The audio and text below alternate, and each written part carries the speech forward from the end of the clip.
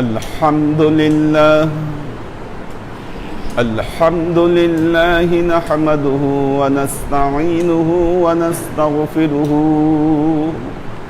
ونؤمن به ونتوكل عليه ونعوذ بالله من شرور أنفسنا ومن سيئات أعمالنا من يهد الله فهو المهتدي ومن يضلل فلن تجد له وليا مرشدا فنشهد أن لا إله إلا الله وحده لا شريك له ونشهد أن سيدنا وسندنا ونبينا محمدا صلى الله عليه وسلم الذي أرسله الله بالحق بشيرا ونذيرا وداعيا إلى الله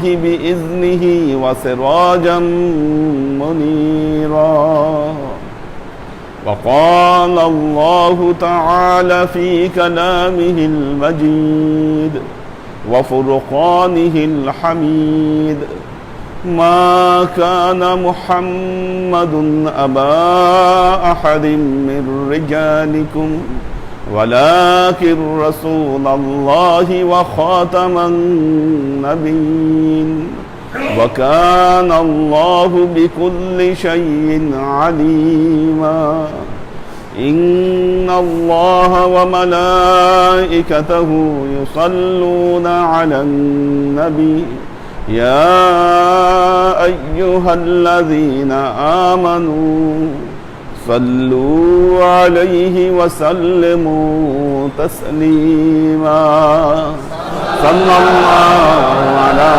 محمد صلى الله عليه وسلم صلى الله على محمد صلى الله عليه وسلم صلى الله على محمد صلى الله عليه وسلم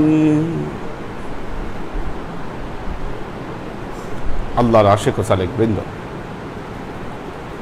আমরা আজকে জুমায় সালাত সম্পর্কে আলোচনা করেছি। নামাজ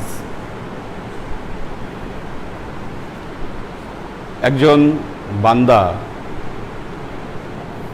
ঈমানের পথে যিনি অগ্রসর হচ্ছেন, তার প্রাথমিক কর্তব্য হচ্ছে নামাজকে কায়েম করা। পবিত্র কোরআনে নামাজের ব্যাপারে 3টা কথা এসেছে, নামাজের কোয়ালিটির ব্যাপারে। একটা হচ্ছে ফি সালাতিহিম কায়িমুন, আকামাস সালাত, নামাজ প্রতিষ্ঠা করা, এটা প্রথম কথা, প্রথম দায়িত্ব। কারণ যিনি নামাজকে প্রতিষ্ঠা করবেন না, ও ইমানদারি না, ইমানের বাইরে। এজন্য একজন মুসলমান তার প্রাথমিক কর্তব্য হচ্ছে নামাজকে তার জীবনে প্রতিষ্ঠা করা। আর নামাজকে প্রতিষ্ঠা করতে গেলে তাকে যে কাজটি করতে হবে, নামাজের সাথে তাকে পায়বন্ধ হয়ে যেতে হবে, এটা প্রাথমিক দায়িত্ব। কিন্তু এতেই শেষ নয়, এতেই শেষ নয়। এই নামাজ যে তাকে মুক্তি দিবে, বিষয়টি এরকমও নয়। নামাজের মাধ্যমে যদি আল্লাহর নৈকট্য তাকে হাসিল করতে হয়, নামাজের মাধ্যমে যদি সফলতা অর্জন করতে হয়, এই নামাজের আরো 2টো স্টেপ রয়েছে। একটি হলো কদ আফলাহাল মুমিনুন আল্লাযীনা হুম ফি সালাতিহিম খাশিউন। প্রথম স্টেজ হচ্ছে সালাতে খাশিয়া, অর্থাৎ যেই নামাজের মধ্যে গভীর মনোযোগ চলে আসে,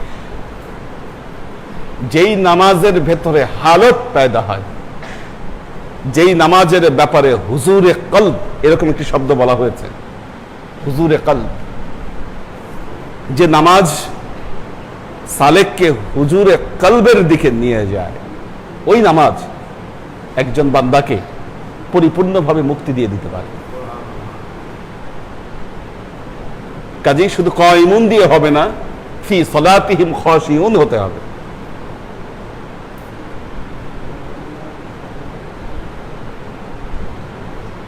পবিত্র কোরআনে আরেকটি কথা বলা হয়েছে,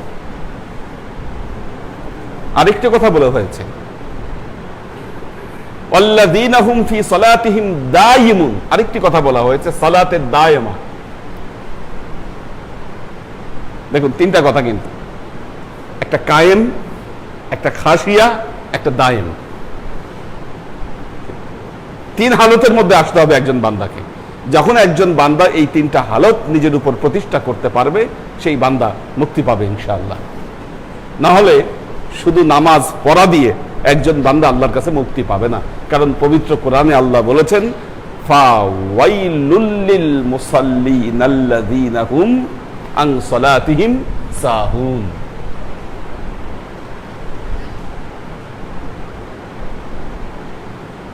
যারা লোক দেখানো নামাজ পড়ে, লোক দেখানো নামাজ, যেই নামাজের মধ্যে আবেগ নাই, যেই নামাজের সাথে আল্লাহর সাথে তার সংযোগ নাই, আল্লাহ বলছেন ফাওয়াইলুল লিল মুসাল্লিন। ওই সমস্ত নামাজিরা ওরা ধ্বংস হোক, দোজখে যাবে তারা, আল্লাহ তাদেরকে দোজখ দেবে। কাজে এই অবস্থা থেকে বাঁচার জন্য আমাদেরকে খাশিউন এবং দায়িমুন এই হালতের মধ্যে আমাদের আসতে হবে। এখন কোশ্চেন হচ্ছে, তাহলে এই সালাতে খাশিয়া এটা কি? অনেকেই বলেন, এই কোশ্চেন অনেক মানুষের। আমরা যখন টেলিভিশনগুলোতে প্রোগ্রাম করি, যেটা প্রশ্ন উত্তরের প্রোগ্রাম, শত শত ফোন আসে এই ব্যাপারে যে হুজুর নামাজে মনোযোগ আসে না, কি করব? এটা একটা মেজর কোশ্চেন। নামাজ পড়ি কিন্তু মনোযোগ আসে না, আসলেই তো এটা বড় প্রবলেম। কারণ যতক্ষণ নামাজ পড়লাম, উঠা বসা করলাম, সারা দুনিয়া ঘুরে ফেলছি আমি নামাজের মধ্যে। আকাশ বাতাস পাতাল সবকিছু আমার ঘোরা শেষ।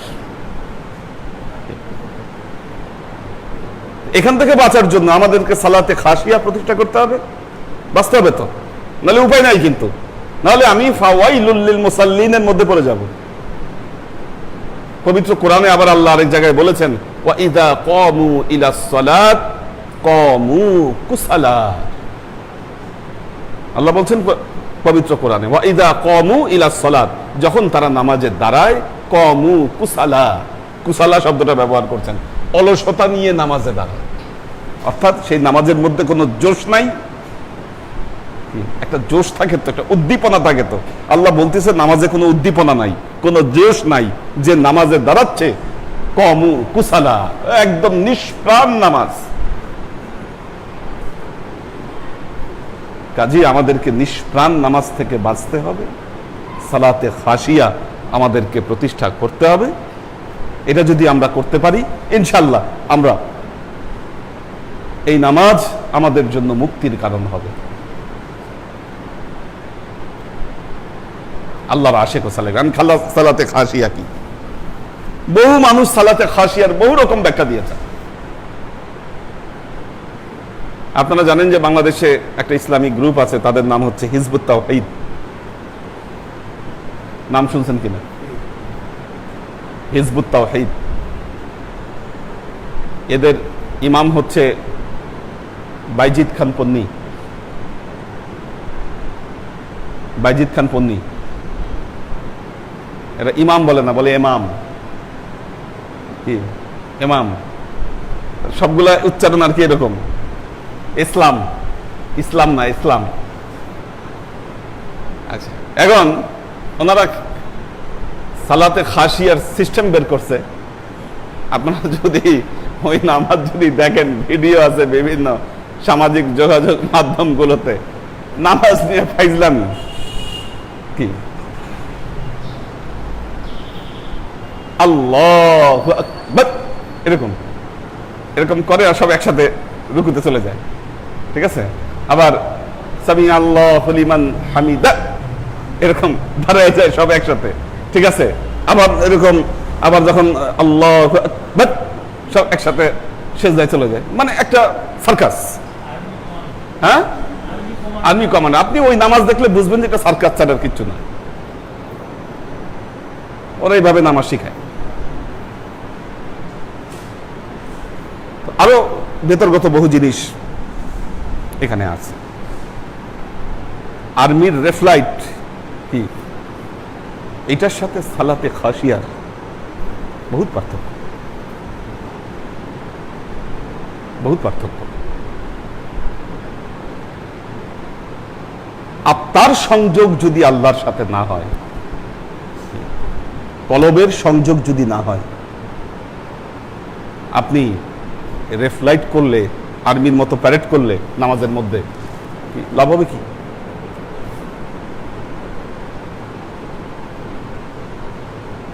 দেখবেন একদল আছে নামাজের মধ্যে পায়ের সাথে পা মিলাইতেই হবে, কোনি আঙ্গুলের সাথে কোনি আঙ্গুলে, এই জন্য পা যত ফাঁক করা লাগুক, ফাঁক করতে গিয়ে যদি লুঙ্গি হাঁটুর উপরে উঠে যায় তারপরে ঠিক আছে, কিন্তু পা মিলাইতে হবে, পায়ের সাথে পা লাগাই দাঁড়াইতে হবে, এছাড়া উপায় নেই। ওনাদের ওই এলাকায় আছে এরকম। হ্যাঁ, উঠাই দিতে হবে। আপনি হ্যাঁ, আচ্ছা, আপনি কানি আঙ্গুলের সাথে কানি আঙ্গুল আপনি মিলাই, আচ্ছা, আপনি কানি আঙ্গুলের সাথে কানি আঙ্গুল লাগাইলেন, তাই বলে কি শয়তান আপনার ঘাড়ে চাপে নাই? কি আপনি কি এটা করাতে, যারাই এই কাজ করছেন নামাজের মধ্যে কানি আঙ্গুলের সাথে কানি আঙ্গুল মিলাইছেন, দেখে কি নামাজ একেবারে শয়তানি প্রভাবমুক্ত হয়ে গেছে? এমন কেউ প্রমাণ দিতে পারবেন? লাভটা কোথায় হচ্ছে? তো আল্লাহর আশেক ও সালেক বৃন্দ, দেখুন এই ব্যাপারে সমাধান একমাত্র ওলিয়া উলিয়ারা পৃথিবীতে দিয়ে গেছে, ওলিয়া উলিয়ারা দিয়ে গেছে। দেখুন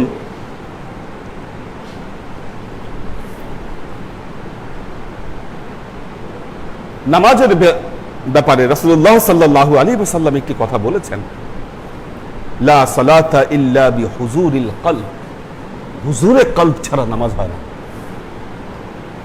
আপনি যদি নামাজে দাঁড়ান তাহলে কলবের হুজুরিয়াত আপনার প্রয়োজন। এখন প্রশ্ন হচ্ছে এই কলবের হুজুরিয়াত আপনি কিভাবে পয়দা করবেন?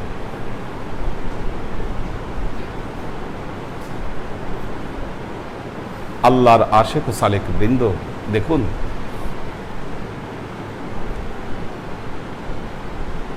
আমরা যদি আধ্যাত্মিক এক্সপেরিয়েন্স, স্পিরিচুয়াল এক্সপেরিয়েন্স যদি আমরা জীবনে অর্জন করতে চাই,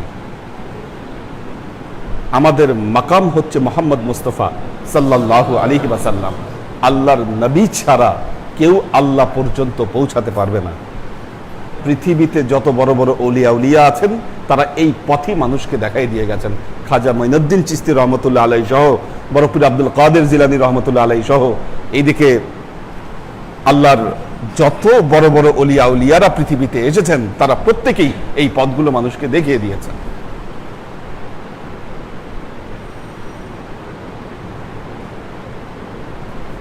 একটা জিনিস খেয়াল করবেন, খোলাফায়ে রাশেদার পর, এই কথাটা এর আগে বলেছি, আমাদের মুহররমের ক্লাসে বলেছি, খোলাফায়ে রাশেদার পরবর্তী যুগে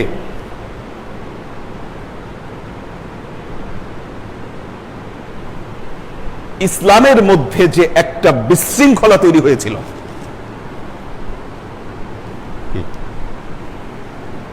ইসলামের মধ্যে যে একটা বিশৃঙ্খলা তৈরি হয়েছিল, বিভেদ তৈরি হয়েছিল,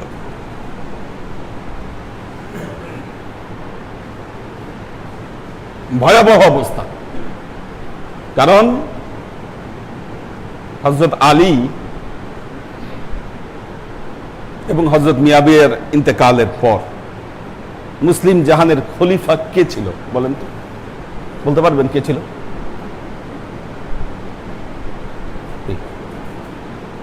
নির্দিষ্ট কোন খলিফা ছিল না তখন। মারওয়ান উমাইয়া সাম্রাজ্য সুসংহত করার আগ পর্যন্ত, এদিকে মারওয়ান এসে এটাকে সুসংহত করলো, কিন্তু মারওয়ান আসার আগে তো একটা বিরাট বড় যুগ চলে গেছে। তখন ইসলামে খালি একজন খলিফা না, কয়েকজন খলিফা। এইদিকে আব্দুল্লাহ বিন জুবায়ের তার নিজেকে খলিফা দাবি করত, এইদিকে মুখতার সাকাফি তাকে নিজেকে খলিফা দাবি করত, ইয়াজিদ তো খলিফা দাবি করেছি 6 বছরের মধ্যে শেষ। ইয়াজিদ এক এক জায়গায় এক একজন নিজেদেরকে খলিফা দাবি করছে, এরকম একটা বিশৃঙ্খল অবস্থা। শেষ পর্যন্ত মারওয়ান বিন হাকাম, উনি হযরত ওসমানের সচিব ছিলেন, আস্তে আস্তে আস্তে আস্তে করে উনি পুরো এই জায়গাগুলা সবাইকে দমন করে, বিদ্রোহ দমন করে, যত খলিফার দাবিদার ছিল একে একে সবাইকে কিল করে পরে উনি হয়ে গেছে খলিফা। একটা ব্লাড শেডিং হিস্টোরি ইসলাম। হ্যাঁ, এখন এই যে আব্দুল্লাহ বিন জুবায়ের যার কথা বললাম, উনি ছিল মক্কায়, উনি মক্কা ছাড়েন নাই কখনো, এবং মক্কার শাসনকর্তা ছিলেন উনি। ইয়াজিদ যখন মক্কা আক্রমণ করেছিল, হুসাইন বিন নোমায়ের ছিল সেনাপতি, তখন মুখতার সাকাফি আর আব্দুল্লাহ বিন জুবায়ের এনারা দুইজন একসাথে মিলে ইয়াজিদের সেনাবাহিনীকে প্রতিহত করছে। যুদ্ধ যখন শেষ হয়েছে, পরবর্তীতে আব্দুল্লাহ বিন জুবায়ের আবার এই মুখতার সাকাফিকে হত্যা করছে।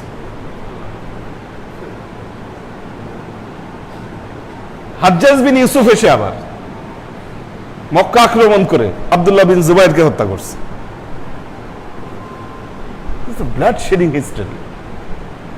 আপনি বলেন তো, এই জিনিসগুলোর সাথে আল্লাহর নবীর আহলে সুফার যে সদস্যগুলা ছিলেন, যারা আহলে বেইতের সদস্য যারা ছিলেন, তাদের কাদের সম্পৃক্ততা ছিল এখানে? কেউ এটার সাথে সম্পৃক্ত ছিলেন না। ইমাম হুসাইন তো এই অন্যায় এবং অবিচারের প্রতিবাদ করতে গিয়ে তিনি শাহাদত বরণ করলেন। তিনি এই অন্যায় অবিচারগুলো বুঝতে পেরেছিলেন যে মুসলিম উম্মাহ কোন দিকে যাচ্ছে, উনি এটার প্রতিবাদ করেছিলেন। এই প্রতিবাদ করতে গিয়ে তিনি শাহাদত বরণ করেছিলেন। তাহলে এনার কোথায় গেলেন? হযরত আবু হুরায়রা রাদিয়াল্লাহু তাআলা আনহু কি আহলে সুফফার সদস্যদের যে এই যে লিস্ট, নামের লিস্ট, 70 জনের লিস্ট ইতিহাসে পাওয়া যায়, কি এনারা তো জ্ঞান বিজ্ঞান চর্চায় যথেষ্ট ভূমিকা রেখেছেন। হযরত আবু হুরায়রা রাদিয়াল্লাহু তাআলা আনহু সর্বোচ্চ হাদিস বর্ণনাকারী, তিনি কি উনি আহলে সুফফার সদস্য।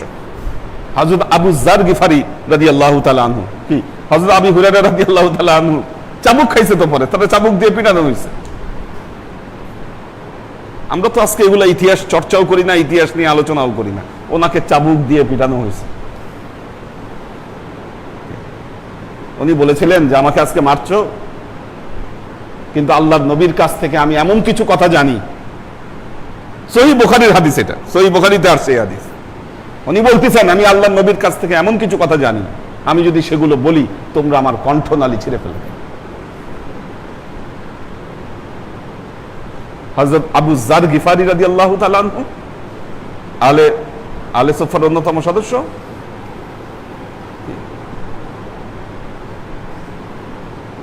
ওনাকে নির্বাসনে দেওয়া হয়েছিল। অর্থাৎ আল্লাহর নবীর কাছের মুহিব্বিন যারা ছিলেন, তারা খোলাফায়ে রাশেদার পরবর্তী যুগে এই নষ্ট পলিটিক্সের সাথে তারা নিজেদেরকে জড়ান নাই। ওনারা জিকির, আজকার, আল্লাহর নবীর যে তরিকার চর্চা, এই চর্চায় তারা ডুব দিয়েছিলেন।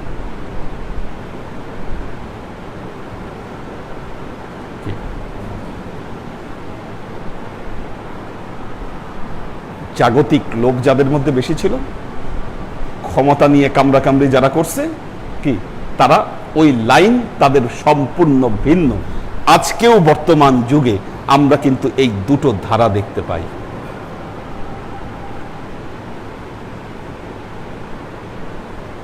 আল্লাহর ওয়ালিদের ধারার সাথে ক্ষমতালোভী ওহাবীদের ধারার মিল হয় না এই কারণে, কারণ এই যে ডিভাইডেশন, এটা আজকের না, 1000 বছরের পুরনো। আমাদের কথা, আমাদের আমল, আমাদের তরিকা, এটার সাথে তাদের তরিকা, তাদের আমল কখনো মিলবে না।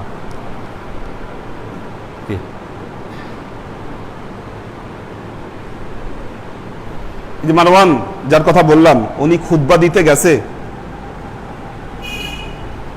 আল্লাহ নবীর একজন সাহাবী জামার টাইনে ধরছে ওনার। এই মিয়া, নবীর সময় তো আমল এমন ছিল না, তুমি এমনি করতেছো কেন?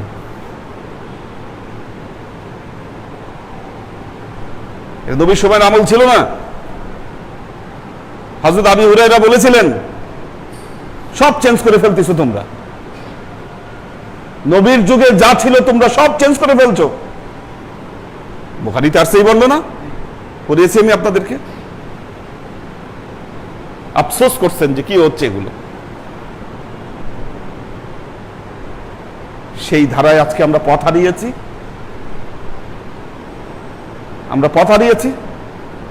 এখন পথ খুঁজে পাচ্ছি না।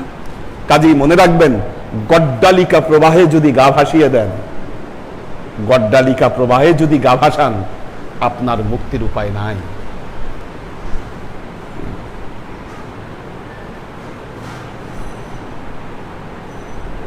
আল্লাহর সাথে সংযোগ, আল্লাহকে অর্জন করা, নামাজে হুজুরিয়াত পয়দা হওয়া, এটার সাথে এগুলার কোনো সম্পর্ক নাই।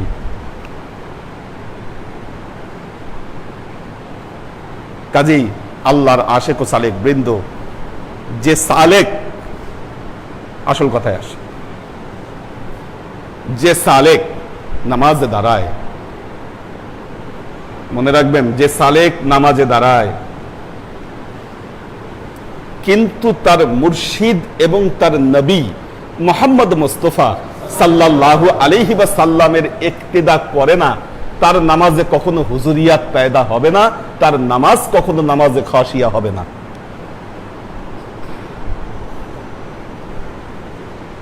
বিষয়টা ব্যাখ্যার প্রয়োজন। আসি, বেসিক কথা হচ্ছে এটা, কিভাবে ইক্তেদা করবেন মুর্শিদের। নামাজের মধ্যে দেখবেন একটা খেলা হয়, আপনার সাথে একটা খেলা চলে। খেলাটা কি? আপনার আত্মা নিয়ে, কি আপনার আত্মা নিয়ে শয়তান আর ফেরেশতাদের মধ্যে ফাইটিং হচ্ছে। শয়তান ছো মারে এটাকে, আপনার চিন্তাকে শয়তান ছো মারে। কি ছো মেরে কি করে? নিয়ে যায় মসজিদ থেকে বের করে বহু দূর নিয়ে যাচ্ছে। ফেরেশতারা আছে আবার, তারা আবার বলতেছে কইনেস, ওইটাকে ধরে এনে আবার নিয়ে আসতেছে মসজিদে জায়গা মতো। কি দেখবেন, এই টানা হেসরার মধ্যে আপনি থাকেন নামাজের মধ্যে। বাস্তব কিনা বলেন, আপনার অভিজ্ঞতা কি বলে? এই নামাজের মধ্যে টানা হেসরার মধ্যে আছেন, একবার মসজিদের বাইরে চলে যান, একবার বাসায় চলে যান, একবার কই কই যে যান, কোনো ঠিক ঠিকানা নাই, কোথা থেকে কোথায় চলে যান, আসমান জমিন পাতাল যত কিছু আছে।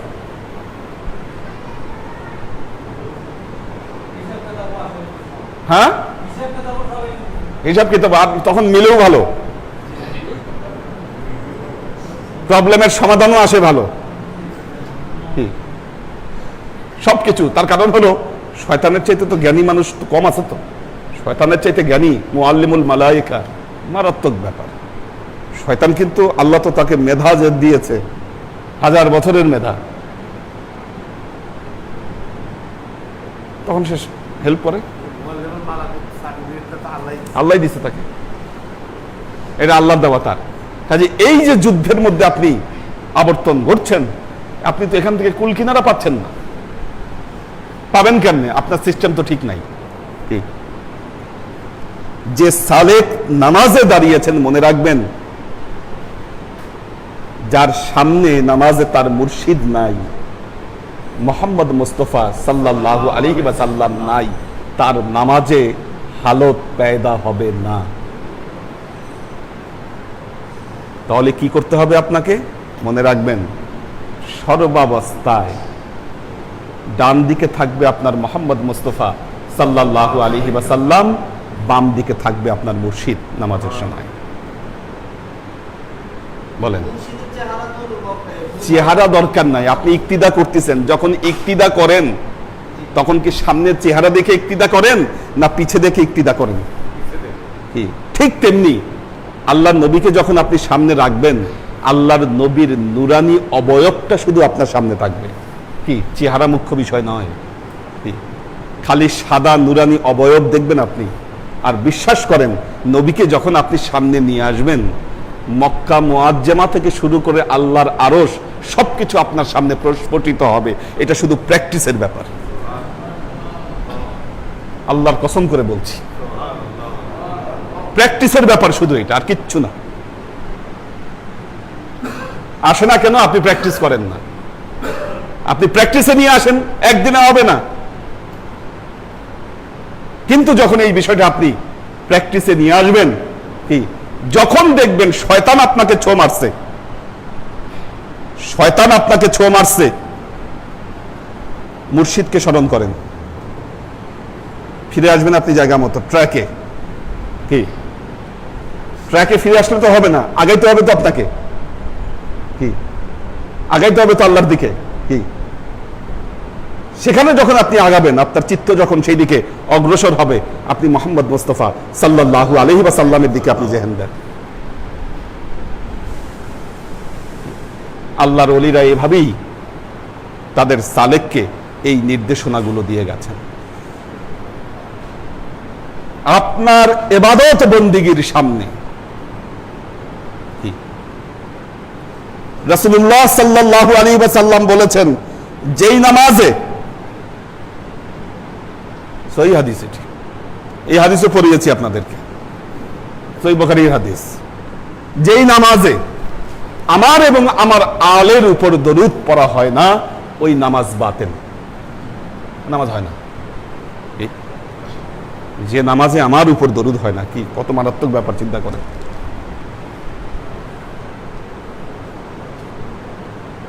দরুদ ও সালাম দুটোই। আচ্ছা, একটা জিনিস, নামাজের মধ্যে আপনি যদি কাউকে সালাম দেন, নামাজ পড়তেছেন, কেউ আসছে, আপনি যদি বলেন আসসালামু আলাইকুম, নামাজ থাকবে? কি নামাজ ভেঙে যাবে?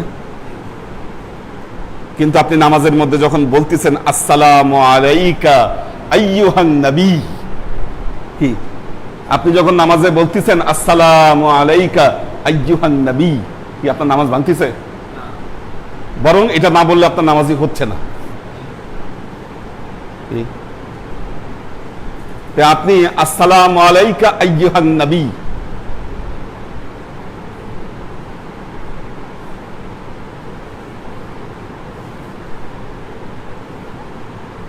আপনি আপনার কল্পনায় আপনার বাড়ির আম গাছে উঠে আপনি আম খাচ্ছেন, আর নামাজের মধ্যে কি আপনার জেহেন কিন্তু ওইখানে, কি আম খাচ্ছেন আপনি, আর আপনি এখানে বলতেছেন আসসালামু আলাইকা আইয়ুহান নবী। কি হলো কিছু?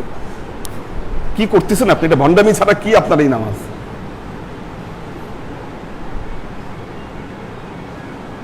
কাজী আল্লাহর আশেক ও সালেক বৃন্দ, আমাদের ইক্তিদা তো ঠিক নাই,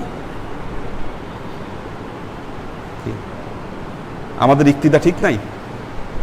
আর ইক্তিদা ঠিক নাই বলি আমাদের নামাজগুলো পরিপূর্ণ হচ্ছে না। আল্লাহর আশেক ও সালেক বৃন্দ, আপনারা জানেন, আব্বা একটা কথা বলতেন, তোমার মুর্শিদের পেছনে নামাজ পড়লে তুমি কি 1,00,000 নামাজের সওয়াব পাবা, বলতেন না? প্রেসিডিউটটা আসলে এখানে।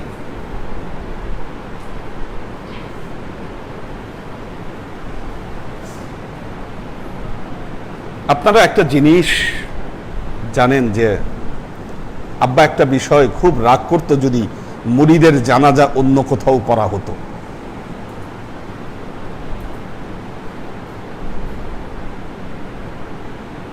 বাট হোয়াই, এটা একটা কোশ্চেন আসে, কেন? কারণ মৌলবীরা যেভাবে জানাজা পড়ায়, আসলে এটা জানাজা হয় না।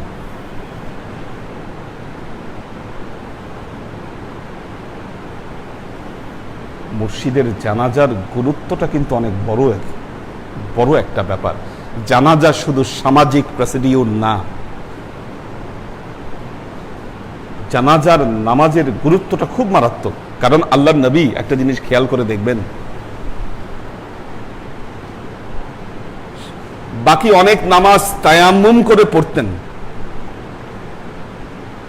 জানাজার নামাজ অজু ছাড়া পড়তেন না আল্লাহর নবী।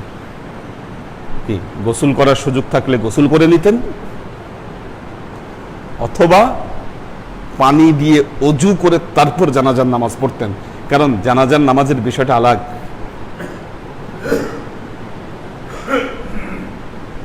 আপনি বাকি নামাজ হলো না হলো সেটার একটা বড় বিষয় আছে, কিন্তু জানাজার নামাজ যদি পরিপূর্ণ না হয়, মাইয়েতের জানাজা, তার তো শেষকৃত্য এটা তো ঠিক মতো পূরণই হলো না।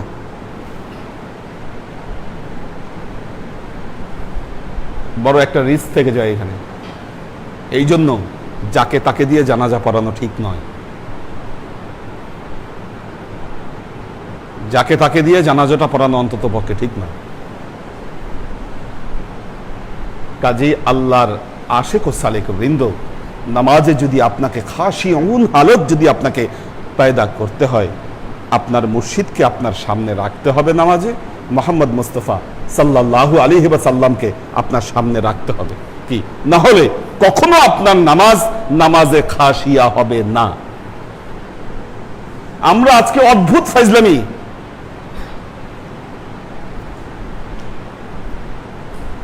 নামাজের মূল মন্ত্র আমরা সীমাবদ্ধ করে ফেলেছি। হাত কোন জায়গায় বাঁধবো, এটা হলো খুব মুখ্য বিষয়, যে নাভির তলে হাত বাঁধবো না আমি বুকের মধ্যে হাত বাঁধবো।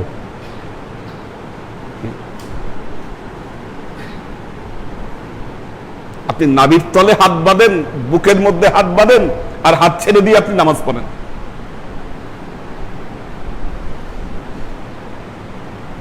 নামাজের মধ্যে দুনিয়া ঘুরলে আপনার ওই নামাজে কি লাভ হবে? আজকে আমরা যে সিলি বিষয়গুলো নিয়ে মারামারি করি, কেন করি?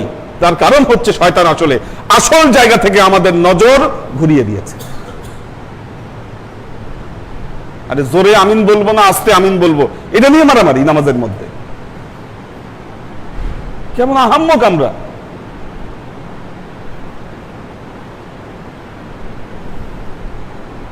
আপনি জোরে আমিন বলেন আর আস্তে আমিন বলেন,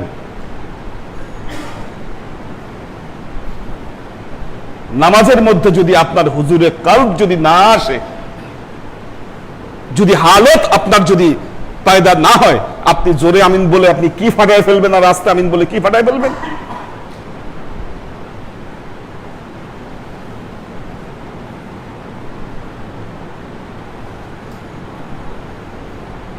আল্লাহর আশিক ও সালেক বৃন্দ, আমাদের নজরগুলোকে শয়তান ঘুরিয়ে দিয়েছে আজকে।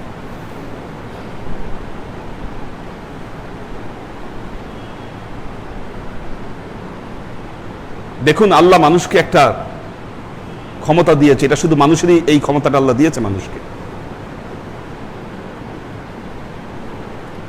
ইমাজিনেশন, ইমাজিন করতে পারে মানুষ। পবিত্র কোরআনে এটাকে বাসার বলা হচ্ছে, বাসার।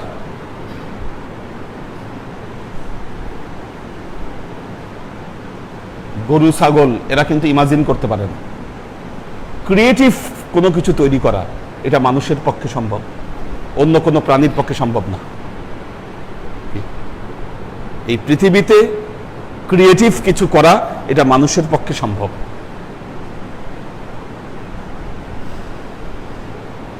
একটা পরীক্ষায় দেখা গেছে, বিজ্ঞানীরা পরীক্ষা করেছে, আফ্রিকার জঙ্গলে কিছু বন মানুষ আছে যাদের বুদ্ধি আছে, একটু শার্প বুদ্ধি। বোতলের মধ্যে বাদাম ভরে রেখে দিলে বোতলের মুখা খুলে যে বাদাম খাইতে হয়, মুখা খুলে যে বাদাম খাবে, ওইটা ওদের সামনে দাঁড়ায় আপনি মুখা ঘুরে যদি খুলে খান বাদাম, তখন ওরা খুলে বের করে খেতে পারতেছে। তার 5 মিনিট পরেই আবার তাদেরকে নতুন ভাবে ওইটা দেন, কি পারবে না। পেঁয়াজ ঘুরে যে খুলে খেতে হয় এটা তাদের জেহেন থেকে চলে গেছে। আল্লাহ তাদেরকে ওই ক্ষমতা দেয় নাই। একটা গরু, একটা ছাগল, একটা বিড়াল, কি একটা বিড়াল, তাদের এই ইমাজিনেশন ক্ষমতা নাই। কি তারা চাইলেই এই ভাব তার মনে আসতে পারবে না যে আমি দাঁড়িয়েছি, আমার নবী আমার সামনে উপস্থিত, আমার ইফতিদা আমার নবীর পিছে। হবে না? এটা পারবে না সে। আপনি আপনার মুর্শিদ থেকে বিচ্ছিন্ন হওয়ার পর যদি আপনার ইমাজিনেশনে আপনি আপনার মুর্শিদকে নিয়ে আসতে পারেন আপনার তাসাব্বুরের মধ্যে, খেয়ালের মধ্যে, কি তাহলে বোঝা যাবে যে না, আপনি মারেফতের পথে, আধ্যাত্মিকতার পথে আপনি অগ্রসর হচ্ছেন। কি মুর্শিদকে যখন আনতে পারবেন, এক সময় মোহাম্মদ মুস্তাফা সাল্লাল্লাহু আলাইহি ওয়াসাল্লাম আপনার সামনে হাজির হবে। কি এটা কি এই জন্য আল্লাহর নবীকে হাজির এবং নাজির জানা, এই যে কথাটা বলা হয়, কেন? নাজির মানে কি দেখা, হাজির মানে উপস্থিত জানা। শেষ একটা কথা বলবো, দেখুন কবরে কয়টা প্রশ্ন করবে? 3টা। আরেকটা রিওয়ায়াতে 4টা আছে। তো আল্লাহর নবী বলেছেন এই প্রশ্নগুলোর মধ্যে 3 নম্বর কোশ্চেনটা হচ্ছে সবচাইতে ভয়াবহ। 3 নম্বর কোশ্চেন, এটা হচ্ছে সবচেয়ে মারাত্মক। এবং এক হাদিসে আল্লাহর নবী বলেছেন, আন্নাকুম তুফতানুনা ফিল কবরি কা ফিতনাতি মাসিহিদ দাজ্জাল। আল্লাহর নবী বলেছেন, কাল কবরের মধ্যে তোমাদের কাছে দাজ্জালের ফিতনার মতো ফিতনা উপস্থিত হবে তোমার সামনে। যখন তোমাকে 3 নম্বর প্রশ্নটা করা হবে, মান হাযার রাজুলুল্লাযী বুইসা ইলাইকুম, এই লোকটা কে যাকে তোমার সামনে নিয়ে আসা হয়েছে, এই কোশ্চেন যখন করা হবে, ওইটা হবে তোমার জন্য সবচাইতে বড় কোশ্চেন, সবচাইতে বড় ফিতনা। মান হাযার রাজুলুল্লাযী বুইসা ইলাইকুম, এই লোকটা কে যাকে তোমার সামনে নিয়ে আসা হয়েছে।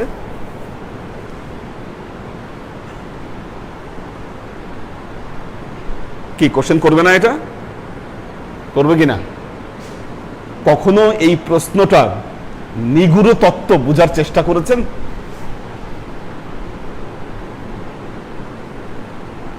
কবরে চলে গেছেন, আপনি কবরে চলে গেছেন, দুনিয়ার সব কার্যক্রম আপনার শেষ, দাফন কাফন শেষ, মাটি চাপা দেওয়া শেষ, আত্মীয় স্বজন ব্যাক করছে। এই সময় মুনকার নাকির এসে উপস্থিত হয়েছে আপনার সামনে। প্রথম 2টা কোশ্চেন শেষ, মান রব্বুকা মা দীনুকা কোশ্চেন শেষ। 3 নম্বর কোশ্চেনে বলছে, মান হাযার রাজুল। খুব খেয়াল করেন, এটাই শেষ কথা বলবো। কারো কারো একটু জীবানী আসতেছে, জীবানী ছাড়া, এটাই লাস্ট। মান হাযার রাজুল, কে এই রাজুল? জিজ্ঞাসা করতেছে, মান হাযার রাজুল। আচ্ছা, তার মানে কি মুনকার নাকির কি ওখানে মশকরা করতে গেছে? সামনে কেউ না আসলে, কেউ না থাকলে কেউ মিথ্যা কথা বলতেছে? আমরা এতটুকু জেহেন দিয়ে চিন্তা করি না। বলতেছে মান হাযার রাজুল, এই রাজুলটা কে? বুইসা ইলাইকুম,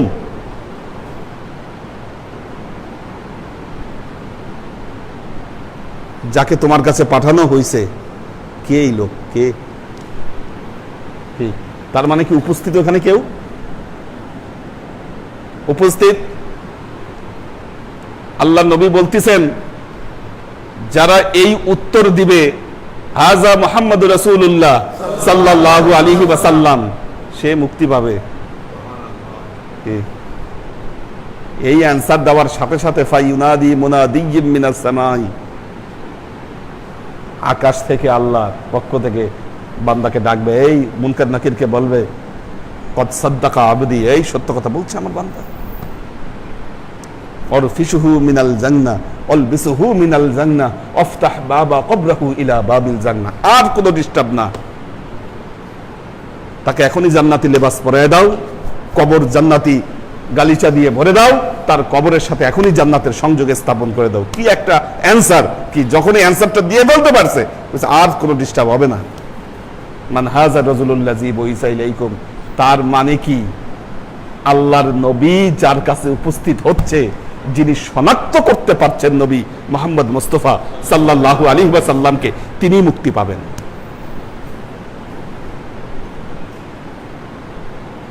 বরহাক বিশ্বাস করবেন, সবার জন্য আল্লাহ নবী সেখানে যাবেন না। ইম্পসিবল ব্যাপার, সবার জন্য যাবেন না আল্লাহর নবী। আপনি যদি এই দুনিয়ায় আপনার নামাজের সামনেই আল্লাহর নবীকে আপনি হাজির না করতে পারেন, কি আপনি কিভাবে আশা করেন কবরে আপনার সামনে আল্লাহর নবী উপস্থিত হবে?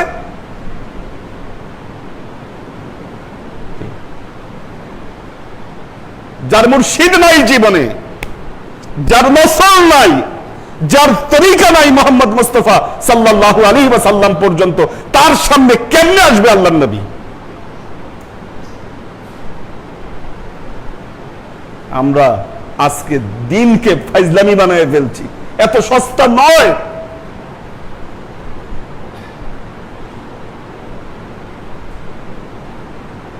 আল্লাহর আশিক ও সালেক বৃন্দ, বাঁচতে হলে আল্লাহর নবীর সাক্ষাৎ আপনাকে লাভ করতেই হবে।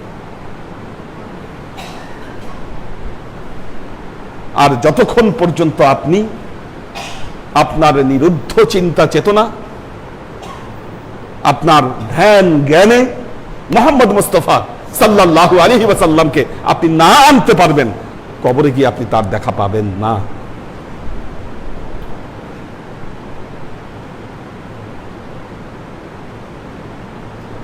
আল্লাহ আমাদেরকে তৌফিক দান করুন।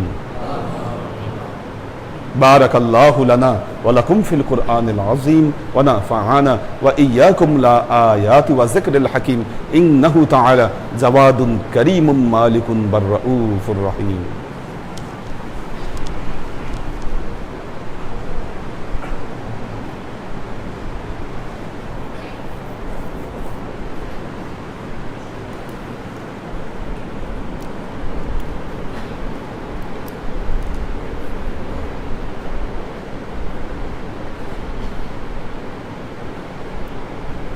সুমাইয়া নহিন দিশা, আমাদের নাজিমউদ্দিন ভাইয়ের ফ্যামিলি আছেন।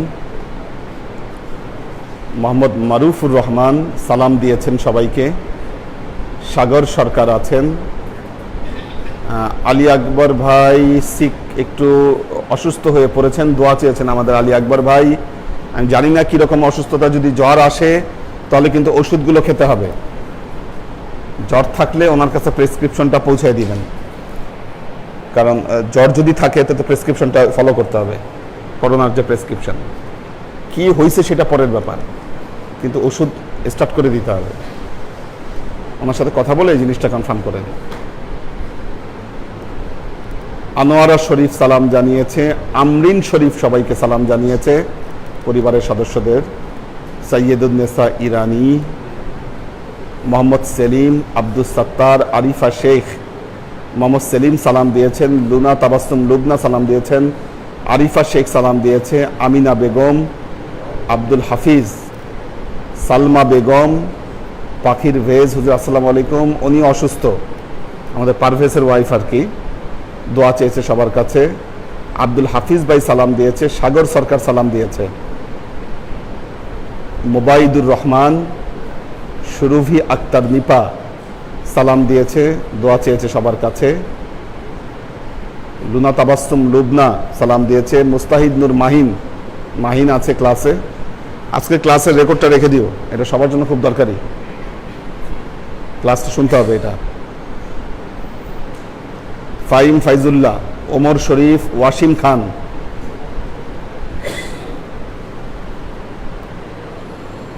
আচ্ছা,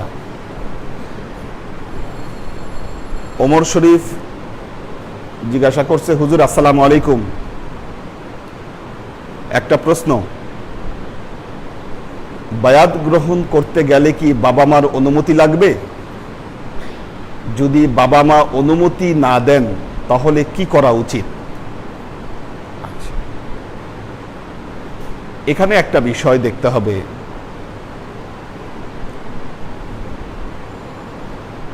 কিছু লোক আছে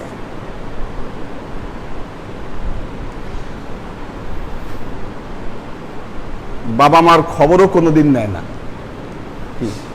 গ্রামে আছে হয়তো বাবা মা, ঠিক আছে, খবরও নেয় নেই, জীবনে যত কাজ করে কোনো কাজের জন্য বাবা মার কোনো অনুমতি নাই,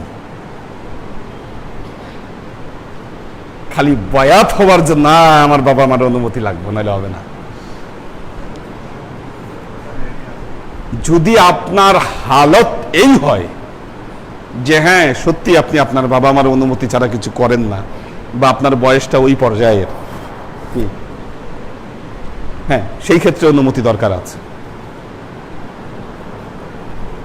আপনারাই জানেন কার হালত কোন অবস্থায়।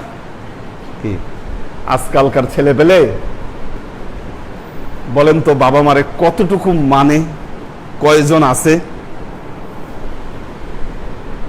যারা এই কথাগুলা বলে কি অনুমতি লাগবে বাবা মার। আমি দেখেছি অধিকাংশ ক্ষেত্রে বগেডা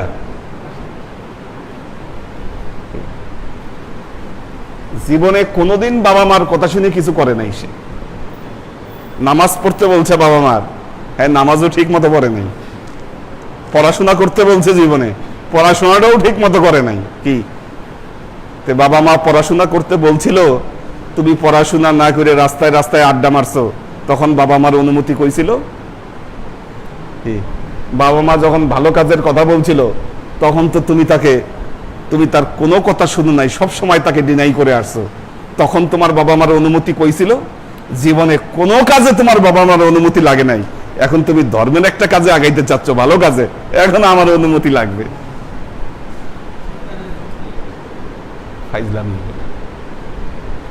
কাজেই আপনাকে হালত দেখতে হবে যে আসলে হালতটা কার কোন পর্যায়ে আছে তার।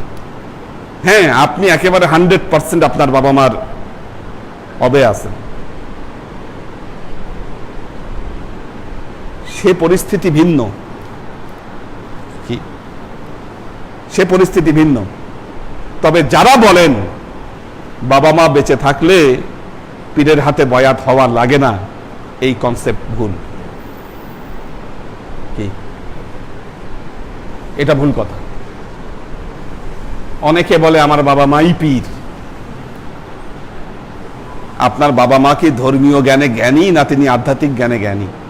হ্যাঁ আপনার বাবা মা যদি সেই অবস্থা হয় যে আল্লাহ এবং তার রাসূল পর্যন্ত তিনি আপনাকে পৌঁছাইতে সম্ভব, ঠিক আছে, সেক্ষেত্রে হতে পারে আপনার বাবা মা আপনার পীর। আর যদি এটাতে তিনি ব্যর্থ হন তাহলে বাবা মা তার এই পীরত্ব দিয়ে হবে না।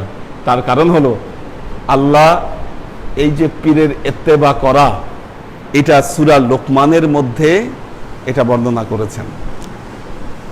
বর্ণনা করার আগে পিতামাতার হকের কথা আল্লাহ বলেছেন। ঠিক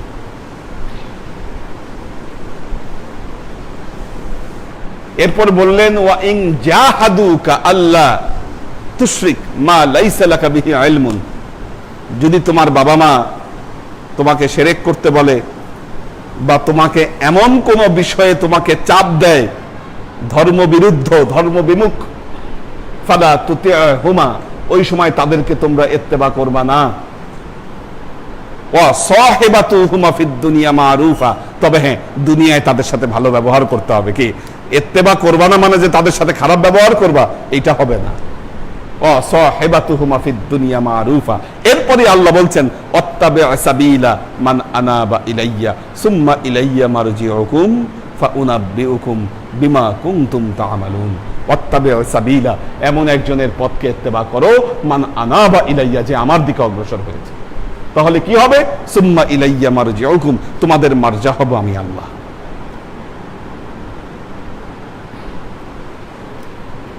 আশা করি বুঝতে পারছেন। আচ্ছা, আমাদের আব্দুল হাফিজ ভাই একটি প্রশ্ন করেছেন যে আসসালামু আলাইকুম হুজুর, আমার একটা প্রশ্ন ছিল, মোমবাতি জ্বালিয়ে কেক কেটে জন্মদিন পালন করে, ইসলাম এই বিষয়ে কি বলে? ইসলামে জন্মদিবস পালন করার নিয়ম কি? আচ্ছা, একটা জিনিস, একটা হচ্ছে বেদাত। কি, হোয়াট ইজ দ্য বেদাত? প্রথমে এই সংজ্ঞায় আসি, এটা রাখেন। বেদাত কি বলেন? হ্যাঁ, না, ইসলামের পরিপন্থী কর্মকাণ্ড হারাম, এটা নট বেদাত। মান সান্না ফিল ইসলামি সুন্নাতান কাবিহাতান, দেখুন খেয়াল করে দেখেন, মান সান্না ফিল ইসলামি, যে ব্যক্তি ইসলামের মধ্যে এমন কিছু প্রবর্তন করলো, ইসলাম মানে ধর্মের মধ্যে, ধর্ম মানে ইবাদতের মধ্যে সে এমন কিছু প্রবর্তন করলো, এটা শেষ হয় নাই তো, যে এমন কিছু প্রবর্তন করলো যেটা আদৌ ধর্ম নয়, সেটা বেদাত। খেয়াল করেন, ইবাদতের মধ্যে কিছু প্রবর্তন করার অর্থ কি? ইবাদতের মধ্যে প্রবর্তন করার অর্থ কি? ইবাদত কি? আসলে যেটাতে আমরা সওয়াবের আশা করি, কি? দিস ইজ দ্য ইবাদত, গোলামি। অর্থাৎ সেটাই ইবাদত যেটায় সওয়াবের আশা থাকে, মনে রাখবেন। কি, সওয়াবের আশা না থাকলে কিন্তু এটা ইবাদত না। ঈমানাও ওয়া ইহতিসাবান, দুটো জিনিস, ঈমানাও ওয়া ইহতিসাবান। সওয়াবের আশা না থাকলে ওটা বন্দেগী হবে না, ওটা অন্য কিছু। আচ্ছা, এখন যেমন ধরেন আমাদের সমাজে কিছু মানুষ যে কথাগুলো বলতেছে শবে বরাতে গোস্ত রুটি খাওয়া বেদাত।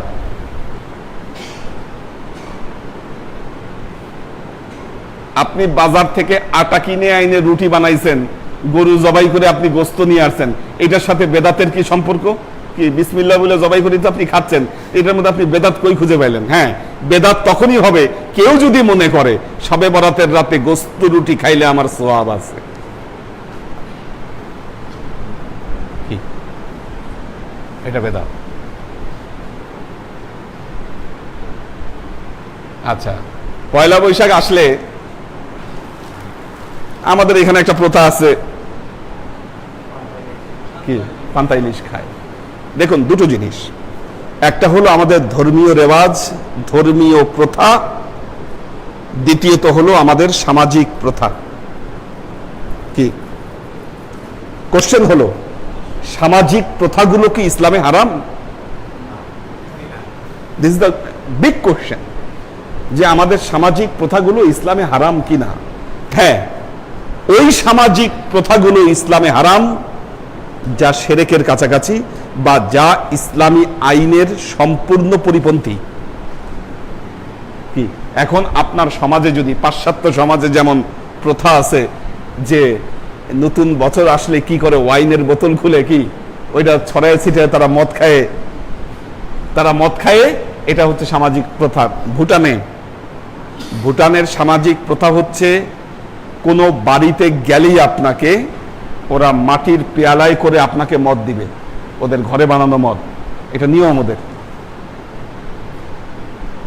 তারপরে ওরা ওই মদের পেয়ালা হাতে নিয়ে ওখানে আঙ্গুল ডুবায়ে, এই আঙ্গুল ডুবায়ে 3 বার গডের জন্য, ওইটা তাদের যে প্রভু তার জন্য সেটা উৎসর্গ করে 3 বার। হ্যাঁ, তারপর খায়, মানে আল্লাহরে আগে মদ দেয়, তাদের খোদাকে আগে মদ খাওয়ায়। হ্যাঁ, তিন বার এরকম তাদের খোদার জন্য মদ দিয়ে তারপর নিজেরা খায়। ওদের ধারণা আর কি। এটা যেহেতু শরাবের সাথে সম্পৃক্ত, শরাব সম্পূর্ণ হারাম ইসলামে, কাজে এই সামাজিক প্রথা আমাদের জন্য বৈধ নয়। কিন্তু এছাড়া আল্লাহ তার কালামে পাকে বলেছেন, ওয়াজআলনা কাবাইলা ওয়া শুউবান লিতাআরাফু। কোরআনে আল্লাহ বলেছে, এরপর বলতেছে ইন্না আকরামাকুম ইনদাল্লাহি আতকাকুম। আল্লাহ বলতেছেন ওয়াজআলনা কাবাইলা ওয়া শুউবান লিতাআরাফু, আমি তোমাদেরকে পুরো মানব জাতিকে আমি কাবিলায় কাবিলায় বিভক্ত করেছি। কাবিলা মানে কি? গোত্র। কাবাইলা ওয়াশুউবান, তাদেরকে আমি কিছু শুউব দিয়েছি। শুউব, শুউব মানে কি? তাদের কিছু প্রথা আমি দিয়েছি। দেখেন ইসলাম কিন্তু অনেক উদার। আল্লাহ বলেছে আমি জাতিতে জাতিতে বিভক্ত করেছি, প্রত্যেক জাতির কিছু শুউব আমি দিয়েছি। সব শুউবান কি? কেন? লিতাআরাফু, যেন একে অপরকে আলাদা করে তারা চিনতে পারে। তার মানে কোরআন জাতিগত যে প্রথাগুলো রয়েছে এগুলো স্বীকৃতি দিয়েছে। আমি ঘটনাগুলো এর আগেও বলেছি যে আপনি পয়লা বৈশাখে, এটা তো হিজরি সাল, হিজরি সালের শুরু, পান্তা খাইলে কোনো সমস্যা নাই, কারণ পান্তার মধ্যে কোনো সোয়াবের আশাও নাই। ইলিশ মাছ খাইলেও কোনো ভেজাল নাই, কোনো সোয়াবের আশাও নাই। কিন্তু পেঁচা নিয়ে দৌড়াদৌড়ি করলে ভেজাল আছে। কি? পেঁচা নিয়ে দৌড়াদৌড়ি করলে ভেজাল আছে, কারণ সেটাকে বলা হচ্ছে মঙ্গল শোভাযাত্রা, ওটা নাকি মঙ্গল নিয়ে আসে। আপনি পেঁচা নিয়ে দৌড়াইলে মঙ্গল আনবে, এটা তো পুরোপুরি সেরেকি ধারণা। কি? এটা ভয়ঙ্কর অপরাধ। আপনি ওই দিনে পাঞ্জাবি পরেন, কোনো সমস্যা নাই, যে কালারের পাঞ্জাবি খুশি আপনি পড়তে পারেন, কোনো ভেজাল নাই। ইসলামে ওটা বিধিনিষেধ দেয় নাই। যেখানে বিধিনিষেধ দেয় নাই সেখানে আপনার কথা বলার কোনো ফ্যাক্টর নাই। কি? এখন কারো জন্মদিন, ঠিক আছে, উনি কেক কাটলেন, কেক একটা হালাল খাবার, ওটাতে যদি কোনো হারাম ইনগ্রিডিয়েন্টস থাকে তাহলে সমস্যা আছে, তাহলে ওইটা খাওয়া হারাম। তবে মোমবাতি না জ্বালানোই উত্তম, কারণ এই মোমবাতির সাথে আবার জেরেস্টেরিয়ানদের কিছু বিশ্বাস মিলিত থাকে। যদিও আপনি সে বিশ্বাস নিয়ে হয়তো কাটবেন না, কিন্তু তারপরেও মনের মধ্যে একটা মঙ্গলের সেই, এই যে মঙ্গল প্রদীপ, এরা যে হিন্দুরা যে মঙ্গল প্রদীপ জ্বালায়, হ্যাঁ, মানে ওই অগ্নি ধারায় সূচি হোক ধরা, অগ্নি বানে। হ্যাঁ, কোনটা? আমি জানি না কেন, আমি এটার কনসেপ্ট সম্পর্কে আমি নিশ্চিত না, কেন মোম জ্বালায় আমি জানি না, কিন্তু এটাতে হ্যাঁ, তো আল্লাহ ভালো জানে কেন জ্বালায়, বাকি এটা সম্বন্ধে আমার ধারণাটা ক্লিয়ার না। তো বিষয় হচ্ছে যে আপনি ধরেন মিলাদ পড়তেছেন, আপনি মিলাদে যদি মিষ্টির বদলে কেক দেন, কি তাইলে বেদাত হবে? কোনো ভেজাল আছে? তবে হ্যাঁ, যেই কেক বড়দিনে যেই কেক গির্জায় যিশুর জন্য উৎসর্গ করা হয়েছে, ওই কেক হারাম, ওইটা খাওয়া যাবে না। ওই কেক খাওয়া যাবে না। আপনি জন্মদিনে কেক কাটেন, সমস্যা নাই। হ্যাঁ, আচ্ছা, হ্যাঁ, আচ্ছা, যারা লক্ষ টাকা খরচ করে পার্টি দেয় আর এই ধরনের পার্টি করে, আপনি তাদের জন্মদিন চোখে পড়তেছে কেন? ওই পার্টিগুলোতে কত শরীয়তের লঙ্ঘন করছে। কি ওখানে আপনি জন্মদিন টাইনে আনার, ফালতু একটা জিনিস টাইনে আনার কোনো দরকার আছে? কে পর্দা করে ওই সমাজে যারা লক্ষ টাকা খরচ করে পার্টি করে জন্মদিনের? কি না পর্দা আছে, না পুশিদা আছে, না নামাজ আছে, না কোনো কিছু আছে। আমাদের ভেজাল হলো সমাজ অন্যায় ভরে গেছে, ওইটা নিয়ে আমাদের কোনো মাথা ব্যথা নাই, চোখে পড়ে না। কে জন্মদিনে কেক কাটলো আর কে না পড়লো, ওইটা হচ্ছে আমার মাথা ব্যথা।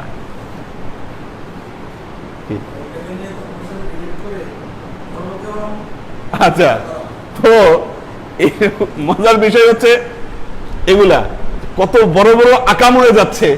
কি আজকে যে মৌলবীদের যা অবস্থা, রাস্তাঘাটে গানের পার্টি করতেছে, যাত্রা পালা সবই হচ্ছে, কোনোটাই বাধা দিতে পারে না। মসজিদে মিলাদ পড়লে খবর আছে, সর্বনাশ।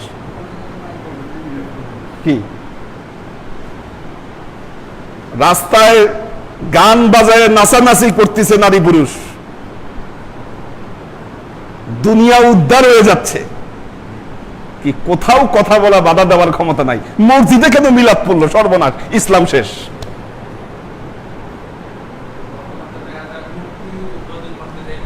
হ্যাঁ, তো এখন ঘটনা হলো আপনি আজকে এগুলা রাইজ করছে কেন? কি মানুষের কিছু পিপাসা থাকে, আমি একটা আর্টিকেল লিখেছিলাম মর্শিয়া সাহিত্যের উপর, ওইটা ইরানে পাবলিশ হয়েছিল একটা ইন্টারন্যাশনাল সেমিনারে। তো বাংলাদেশে মর্শিয়া সাহিত্যের উদ্ভব কেন হয়েছিল? উদ্ভবটা হয়েছিল এর আগে এখানে কীর্তন হতো।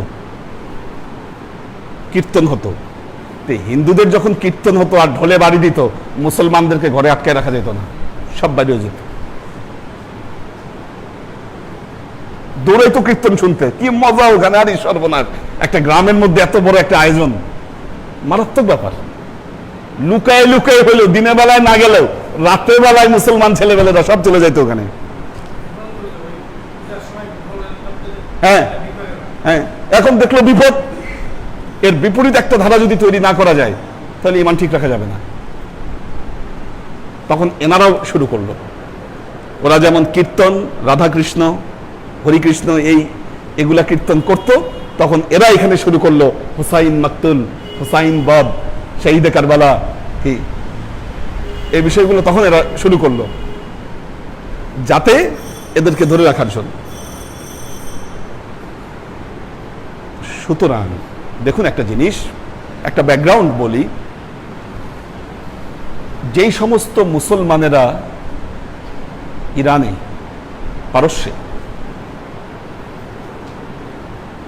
পারস্যে প্রথম ইসলাম নিয়ে গেলেন খলিফা ওমরের সময় সেনাপতি ইয়াকুব লেইস সাফার। মুসলিম সেনাপতি ছিলেন ইয়াকুব লেইস সাফার। উনি পারস্য সম্রাট ইয়াজদে গার্দেসেভম পরাজিত করে পারস্য দখল করে মুসলমানরা। আমি একটা জিনিস চিন্তা করি, ওই সময়ে মুসলমান সেনাপতিদের সাথে যেই সমস্ত সাহাবীরা ছিলেন, তাদের যে উদারতা, তাদের যে দৃষ্টিভঙ্গি, কি ইসলাম কিন্তু এমনি এত স্প্রেড করে নাই। আজকের দিনের এই সংকীর্ণ মনা মৌলবীদের দ্বারা ইসলামের ওই বরত্ব এবং মহত্ব বোঝা সম্ভব নয়। একটা জিনিস দেখবেন, আমরা বলি নামাজ বলি, আসলে তো কোরআনে বলা হচ্ছে সালাত। রোজা বলি, যেটা সাওম। আমরা আমাদের কথায় খোদা বলি। তার মানে পারস্যে যখন ইসলাম নিয়ে গেলেন মুসলমানেরা, আমি ইরান ঘুরে একটা বিষয় কনফার্ম হয়েছি, ইরানের ইসলামে ইরানিদের জাতিগত যত পুরনো ঐতিহ্য ছিল তারা সব রেখে দিচ্ছে। তবে হ্যাঁ, ইসলাম বিরোধী যত কনসেপ্ট ছিল সেগুলোকে বাদ দেওয়া হয়েছে। যেমন ওদের সবচাইতে বড় উৎসব নওরোজ। এই নওরোজে ওরা একটা জিনিস বানায়, এটার নাম হলো হাফত সিন। খুব সুন্দর জিনিসটা। ওরা একটা হাফ সিন মানে ঘরের মধ্যে একটা সুফরে সাজায় ওরা একটা, সেটার মধ্যে বিভিন্ন জিনিস। হাফ সিন মানে এমন 7টা বিষয় সেখানে থাকে, যেই 7টা বিষয়ের প্রথম শুরু হয়েছে সিন দিয়ে। যেমন সিব মানে আপেল রাখে। আপেল হচ্ছে সৌন্দর্যের প্রতীক বা যে কোনো একটা প্রতীক হিসাবে আপেলটা রাখে। সামানু হচ্ছে ওদের এক ধরনের মশলা, ওইটা রাখে। সির মানে হচ্ছে রসুন রাখে। সেক্কে পয়সা রাখে। সেরকে সিরকা, আমরা সিরকা ইউজ করি, সিরকা রাখে। এরকম 7টা সিন দিয়ে তৈরি ওদের ওই সুফসার মধ্যে থাকে। পোস্ট ইসলামিক যুগে এসে সেখানে তারা কোরআনটাকে অ্যাড করছে। কোরআন রেখে দেয়, বছরের শুরু করে ওটা এটা দিয়ে। যেহেতু ইসলামিক স্কলাররা ওনারা রায় দিয়েছেন এখানে যে না, একে ইসলাম বিরোধী কোনো কিছু নাই, কাজে এটা করা যেতে পারে। এখন ইসলাম যখন গিয়েছে পারস্যে, তখন পারস্যবাসীরা মুসলিম সেনাপতিদেরকে জিজ্ঞাসা করছে, আচ্ছা ভাই, আপনারা সালাত বলেন, আমরা নামাজ বললে কোনো সমস্যা আছে কি? ওনারা বলছেন না, সমস্যা নেই, বলতে পারো, বলতে পারো।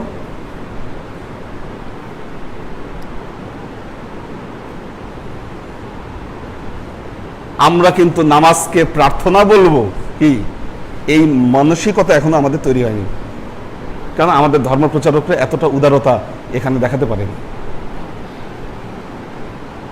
ব্যাপারটা বুঝতে পারছি কি? ইসলাম কিন্তু সেজন্য সেখানে স্প্রেডও করেছে। আরেকটা যেটা সব, তালেবানরা যখন আফগানিস্তান দখল করে, আসলে কেন তালেবানরা এখানে সাস্টেইন করতে পারলো না? এখানে বড় একটা বৌদ্ধ মূর্তি ছিল, এক পাহাড়ে খোদাই করা ছিল সেই বৌদ্ধ মূর্তি, অনেক বড়। তার মানে কয়েক হাজার বছরের পুরনো সেটি। আফগানিস্তানে কি এর আগে আল্লাহ নবীর সাহাবীরা আসে নাই? ওনারাও তো দেখছে ওটা কি, ওনারা কেউ হাত দেয় না ওটার মধ্যে। কেন? কারণ এটা হচ্ছে একটা ইতিহাসের সাক্ষী, এটা একটা হিস্টোরিক্যাল ডকুমেন্ট। কাজেই হিস্টোরিক্যাল ডকুমেন্ট নষ্ট করা যায় না, এই বিধান ইসলামে নাই। আল্লাহ নবী এরকম বহু হিস্টোরিক্যাল ডকুমেন্ট রেখে দিয়েছেন। যে মুসলিম সেনাপতিরা পারস্যে গিয়েছে, যত হিস্টোরিক্যাল ডকুমেন্ট সেখানে আছে, কি মূর্তির ছবি, কি কোনো কিছু তারা নষ্ট করে নাই, ডিস্ট্রয় করে নাই, সব রেখে দিয়েছে তারা ওখানে পারস্যে। এই তালেবানরা আফগানিস্তান দখলের পর এই হাজার বছরের যে পুরনো বৌদ্ধ মূর্তি, শেরেক উৎখাতের নামে ডায়নামাইট দিয়ে ওইটা ভেঙে ফেলছে। আপনি জানেন যে চীনের সাথে তাদের যে সংঘর্ষটা তারপর থেকে শুরু হয়, ডায়নামাইট দিয়ে ভেঙে শেরেক উৎখাত করছে। কিন্তু একটা যে এত বড় ইতিহাস হারিয়ে গেল, এটা যে আরো বড় অপরাধ, এটাতে এই আহাম্মক গুলার মাথার মধ্যে ঢুকে নাই। কি এই যে মসজিদে নববী, জান্নাতুল বাকি, যে জান্নাতুল বাকিতে আমরা জিয়ারত করতে যাই, এই যে সাহাবীদের যে কবরগুলো ছিল, কবরের উপর যত স্মৃতি স্তম্ভ ছিল, এগুলো তো সব ইতিহাসের সাক্ষী ছিল। এই জিনিসগুলো এরা ক্ষমতা এসে সব ভেঙে ফেলছে। কেন? শেরেক উৎখাতের নামে। শেরেক উৎখাত করতে হবে, ইতিহাস ভ্যানিশ করে দিছে। একটা জিনিস মনে রাখবেন, ইহুদি খ্রিস্টানদের টার্গেট হচ্ছে মুসলমানদের ইতিহাসকে ধ্বংস করে দেওয়া। বাগদাদ যখন দখল করছে, বাগদাদ দখল করার পর বাগদাদ লাইব্রেরিতে আগুন ধরাই দিছে। ভাই, কেন লাইব্রেরিতে আগুন ধরালো? লাইব্রেরিতে আগুন ধরানোর উদ্দেশ্য হচ্ছে মুসলমানদের ইতিহাস ঐতিহ্য ধ্বংস করে দাও, ধ্বংস করে দাও। নেক্সট টার্গেট হচ্ছে তুরস্ক। এই ইহুদি খ্রিস্টানদের তুরস্ক একদম হট টার্গেট এখন, কারণ এরদোয়ান মাথা চারা দিয়ে উঠছে। আজকে আমরা এগোতে পারছি না। তো ইসলামে উনি প্রশ্ন করেছেন, ইসলামে জন্মদিন পালন করার নিয়ম কি? ইসলামে জন্মদিন পালন করার কোনো নিয়ম নাই, এটা ইসলামিক কোনো ফ্যাক্টর না। এটা ব্যাপারটা বুঝাইতে পারছি? কোশ্চেনটাই ভুল, ঠিক আছে? ইসলামে জন্মদিন পালন করার নিয়ম কি?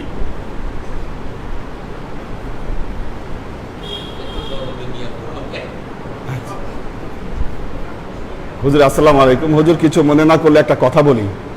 জাহান্নামের কঠিন আযাব ও শাস্তি নিয়ে একটা ক্লাস নিলে ভালো হতো। হ্যাঁ, ঠিক আছে, এটা আমরা নিব ইনশাল্লাহ, আমরা সামনে ইনশাল্লাহ নিব এই ব্যাপারে ক্লাস। আচ্ছা, ওয়াসিম খান ইতালি থেকে একটা প্রশ্ন করছে। আসসালামু আলাইকুম হুজুর, একা বা জামাতে নামাজ পড়ার সময় কেউ যদি নামাজে মনোযোগ বাড়ানোর জন্য চোখ বন্ধ করে নামাজ পড়ে, তাহলে নামাজের হক আদায় হবে কিনা? হ্যাঁ, এই ব্যাপারে সুনির্দিষ্ট নির্দেশনা রয়েছে। সেই নির্দেশনা হলো, চোখ বন্ধ করলে যদি হুজুরে কলব আসে, যে কথাটা বললাম যে আপনি চোখ বন্ধ করলে আপনি আল্লাহ নবীকে সামনে দেখতে পাচ্ছেন, আপনার ইক্তিদায় আপনার মুর্শিদকে দেখতে পাচ্ছেন, এটা হুজুরে কলব কি? এই হুজুরে কলব আসলে চোখ বন্ধ করা যাবে, এটা ফেকার ইলমে ফেকার নির্দেশনা এটা। কিন্তু আপনার চোখে বিস্তর ঘুম, চোখ বন্ধ করে নামাজটা পড়লে আপনার ভাল লাগতেছে কি? ফজরের সময় দেখবেন যে কেউ লাইট জ্বালাইলে খেপে যায়, ফজরের সময় লাইট জ্বালাইলে খেপে যায়। অনেক মসজিদে আমি দেখছি মুসল্লি খেপে যায়, কারণ ঘুম থেকে উঠে গেছে, এই লাইট জ্বালাইলে তার মেজাজটা খারাপ হয়ে যাচ্ছে, তার একটা মানে ঘুম ঘুম একটা আবহাওয়া একটা ভাবের মধ্যে ডিস্টার্ব হচ্ছে, এই জন্য সে খেপে গেছে। আপনার ঘুম ঘুম ভাব যদি আসে, সেই সময় চোখ বন্ধ করে নামাজ পড়া মাকরুহ।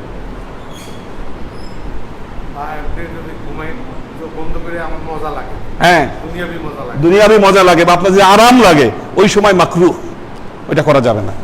কিন্তু যদি হুজুরে কাল বাসে, তাহলে সেই ক্ষেত্রে চোখ বন্ধ করে নামাজ পড়া যাবে। এটা একদম ফিকহ প্রতিষ্ঠিত মাসলা।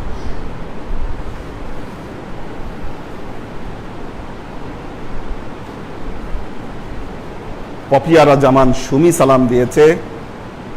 সাইফুল রিঙ্কু বাহরাইন থেকে আমাদের ক্লাস শুনছে। দীপা উষা বলেছে আসসালামু আলাইকুম হুজুর, অসাধারণ আলোচনা। কহিনুর বেগম সালাম দিয়েছেন। শামসুস সাদিকিন সালাম দিয়েছে। সুরভি আক্তার নিপা সালাম দিয়েছে। আমাদের আক্তারুজ্জামান ভাই আছেন, আক্তারুজ্জামান ভাই দোয়া চেয়েছেন।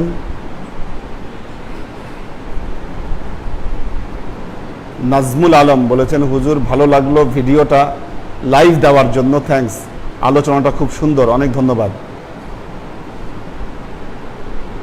মোহাম্মদ আজাদ সালাম দিয়েছেন, আলহামদুলিল্লাহ ভালো লেগেছে, জিজ্ঞেস করছেন কেমন আছি।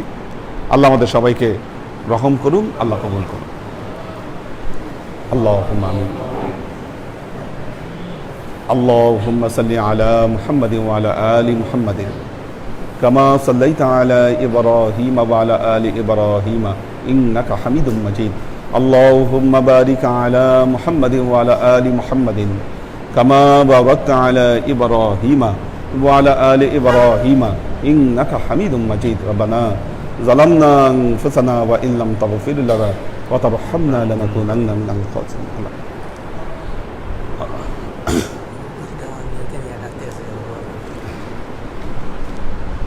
ربنا ظلمنا أنفسنا وإن لم تغفر لنا وترحمنا لنكونن من الخاسرين.